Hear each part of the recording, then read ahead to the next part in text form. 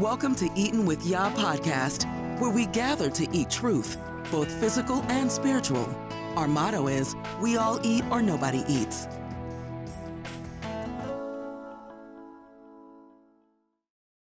I don't know why I wait till it's either very early or either very late to want to record, knowing I need to go to sleep to go to work. And then I have to wake up early to go to work. And so it's just my timing. It's amazing. But I can't always say it's my timing. It's when these messages drop in my spirit that I'm like, okay, let me record. And so I was sitting on Facebook because I had just produced a video, an advert for Eatin with Yah. And I had published a lot of work that I had been working on for the past week. And I had begun to write a post, and in that post I was making reference to the fact that I know every time somebody looks up, they see me posting, a video or a business page or promo page, and it's like, man, how much stuff is she gonna post? But in my spirit, it was basically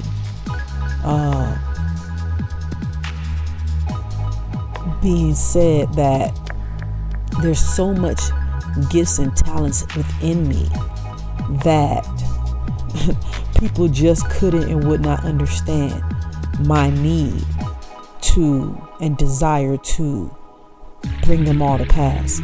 I told the Lord that this year, or whatever he drops in my spirit, I was going to produce it. And so, I've done, everybody knows I'm an artist. I do graphic design. I'm a do-it-yourselfer.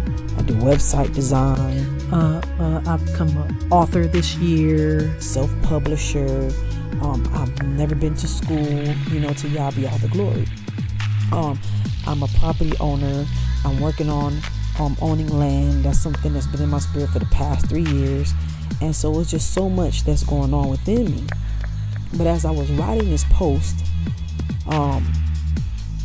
I had begun to write, it's often said you can't take anything with you. You can't take any of it with you. Like, sometimes people will say, well, Charlene, you're doing all these things, but, you can't take any of it with you. You have some people that have that mentality. You have people that have the mentality of like, why go through all of that? Why do all of that? Why even try? You can't take any of it with you. And right when that was said, a revelation came to me. It was what was revealed to me, that statement is actually not true. And then I thought to myself, I said, wait a minute, isn't that scriptural? I'm like, I know that's a scripture. And so, I Googled it, and then the scripture took me to 1 Timothy 6:7, where it says, for we brought nothing into the world, so we can take nothing out. But what really had what's the word I'm looking for? What really had nudged at me about that statement was what I had wrote. I had put, it is often said you can't take any of it with you. But I had a pastor that used to say this one awesome statement, and I'm always a person I give credit where I hear something. I'm going to give you the credit. He always used to say, the richest, he's always asked the question, what is the richest place in the world? And everybody looked like, where? Everybody had their guesses, but of course nobody guessed correctly. And it was like, where? He said the richest place in the world is the graveyard. And so my thing was, I refused to go in the grave with my gifts and my talents still within me. I will produce all of them and put them all out here first before I die with everything within me. And so that's where the contradiction came in, because a lot of times we say you can't take any of it with you, and that's an absolute farce. Yes, you brought nothing in the world and you could take nothing out. But I'm like, well, God, are we interpreting that scripture correctly? Because that cannot necessarily be true. Because when I came in the world, you gave me, like even when you told Timothy, not Timothy, you told Jeremiah, Before I formed you, I knew you, and I called you to be such and such. I called you and ordained you to be a prophet to the nations. So you put inside of Timothy something that when he came into the world, he brought that specific thing with him, although he may not have known that it was there. There's many of us that are born into this world, whether it be a gift that we were born here with, a talent we was born here with, or it was given to us after we were birthed and it was developed in us. Either way, there's something within each and every one of us that we are specifically supposed to release in this earth realm.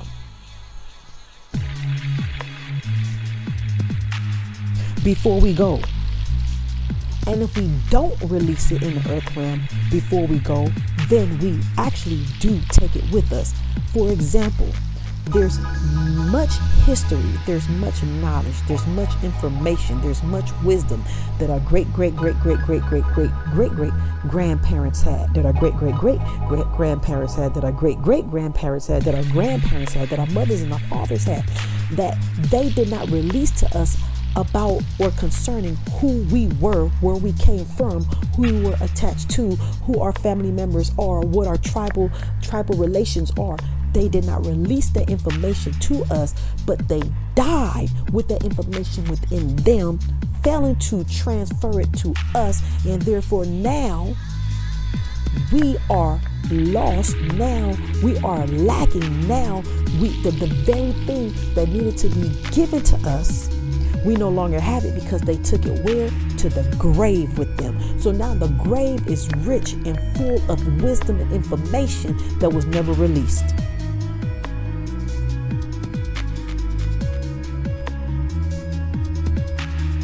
So I have to beg to differ.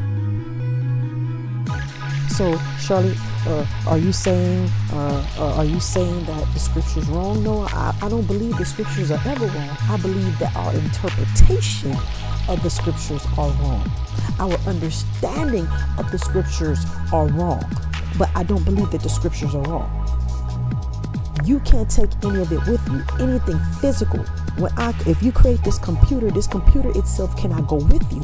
But if you are the person that has the idea for the computer and you never produce the idea for the computer to even put it out there, then when you die, that goes with you. Let me show you. Let me show it to you.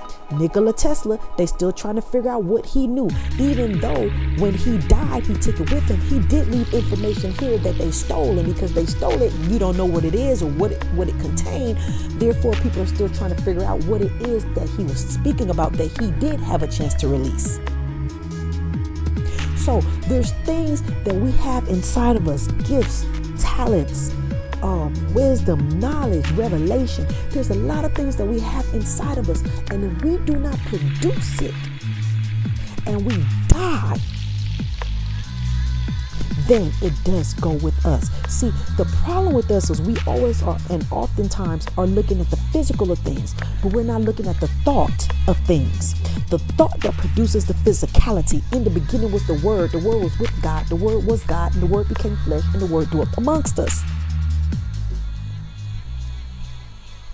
In the beginning was the Word, and it was the light, and it was the light of men, the light of every man that cometh into the world. Everything that is made was made by him, and without him can nothing that is made could ever be made. In other words, if Yah never released this thought, it would never produced, and you would never be here. If he would never release his thoughts, the earth would have never produced, and again, you would not be here. So, in other words, no, the physicality, the physical, the material is the manifestation of the thought. It's the manifestation of the gift. It's the manifestation of the word.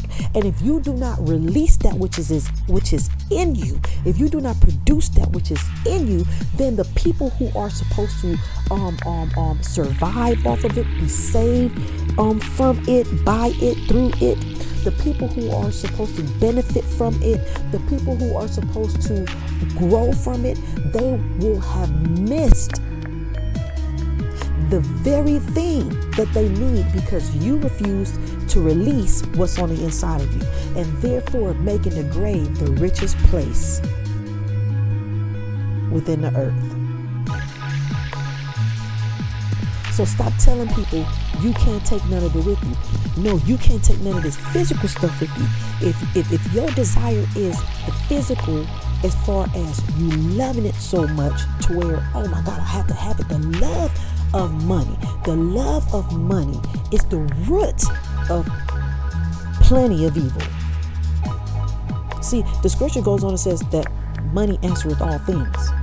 So money is not the problem. Money is needed in every transaction that we do in this earth.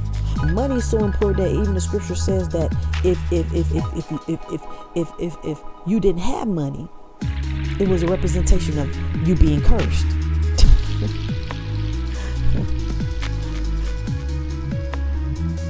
Now watch. But it's not necessarily true that because you don't have money, you're cursed. There's people who have money that are cursed. So again, everything comes down to wisdom and knowledge and dividing the word for every situation dependent upon the situation. There's people that do wicked things in this world for money. That's what the scriptures is referring to. It is also referring to people who would do so many wicked things to get the money for things that they cannot take with them.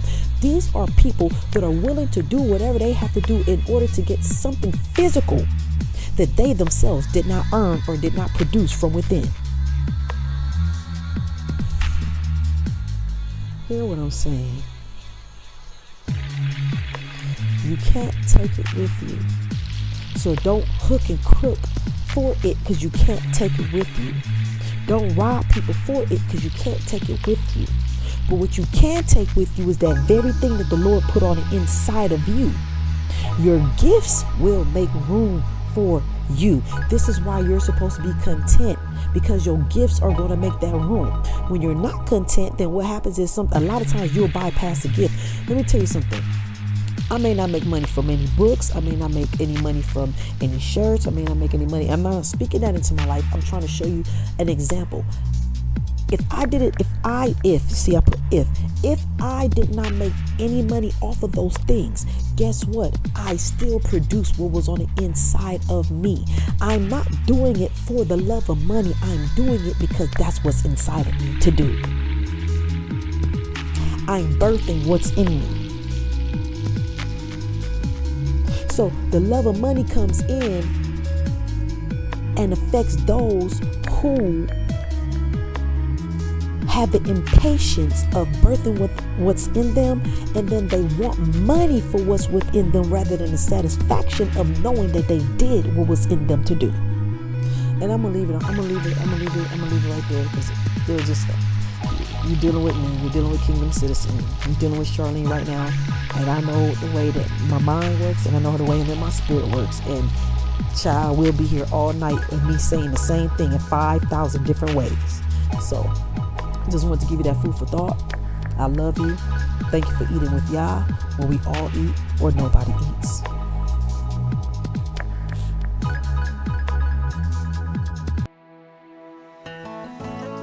Thank you for listening to the Eatin with Yah podcast with Kingdom Citizen, where we all eat or nobody eats. Be sure to check out our other podcasts.